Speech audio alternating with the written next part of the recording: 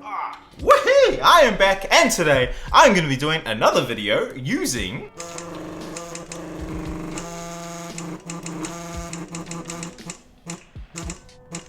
Nintendo Labo. That is right, today I'm going to be taking a deeper look at the Nintendo Labo piano which I made last week, and then I'm going to be putting my skills to the test and I'm going to see what kind of beat I can come up with using only the Nintendo Labo piano by itself. So today I'm going to be using the studio mode instead of the toy piano mode that I played around with last week. The studio mode has a whole lot of extra features which are actually pretty cool. It actually turns it into a pretty capable music making studio. So first up we have a drum pattern sequencer. So I'll quickly show you how this works. So we've got this row here which is for the kick. We've got this row here, which is for the snare. We've got this row here for the hi-hats. And we've got this row here, which is for the ride, I think? Or the crash, one of those. I guess we'll find out in a couple of seconds. So yeah, it works like any standard sequencer. You just take your points and plot them wherever you want them in the grid. So once we have our drum pattern all made up, we just need to go ahead and insert it into the Toy-Con piano and press this button here.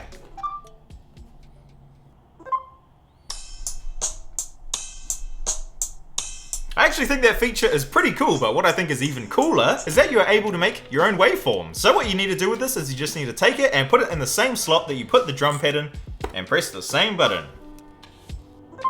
And there we go, it has turned this cardboard waveform into a synthesizer. Now if we go ahead and play the piano, it sounds a little something like this. Oh yeah, nice saw wave. But now let's go ahead and move on to one of the cooler features of this waveform scanner.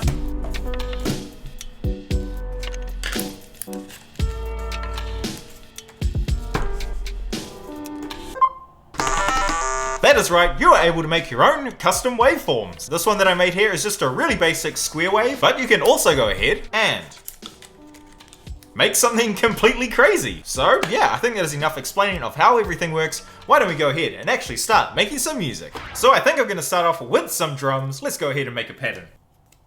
That should be good. So let's go ahead and load in my drum pattern.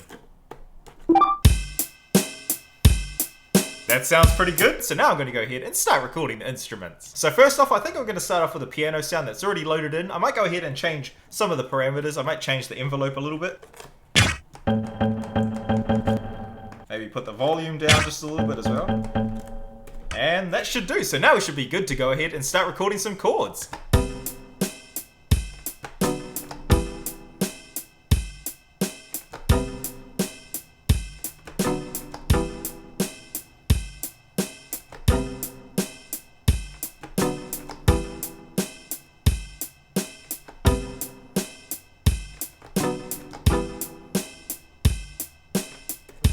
So I think that is sounding pretty good. Now I'm going to go ahead and record in a bass line.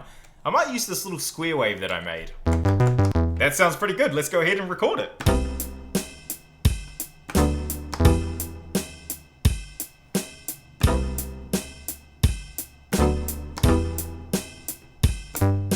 Next up I'm going to go put in some synthesizer chords. I'm just going to use the saw wave for this one. So let's go ahead and load it in. Now I might make the envelope a little bit bigger, so I'll just turn this dial. Sounds alright, and I'll just put on a little bit of reverb. That sounds pretty good. Let's go ahead and record it.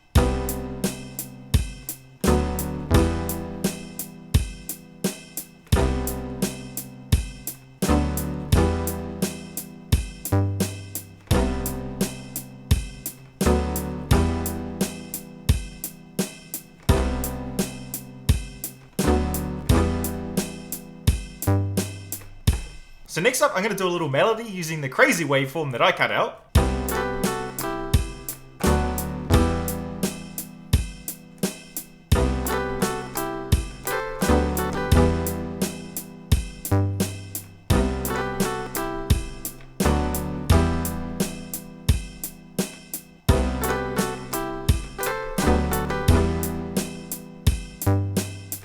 That sounds pretty good. So I think I've recorded everything that I need. Why don't we go ahead and have a listen to my finished beat.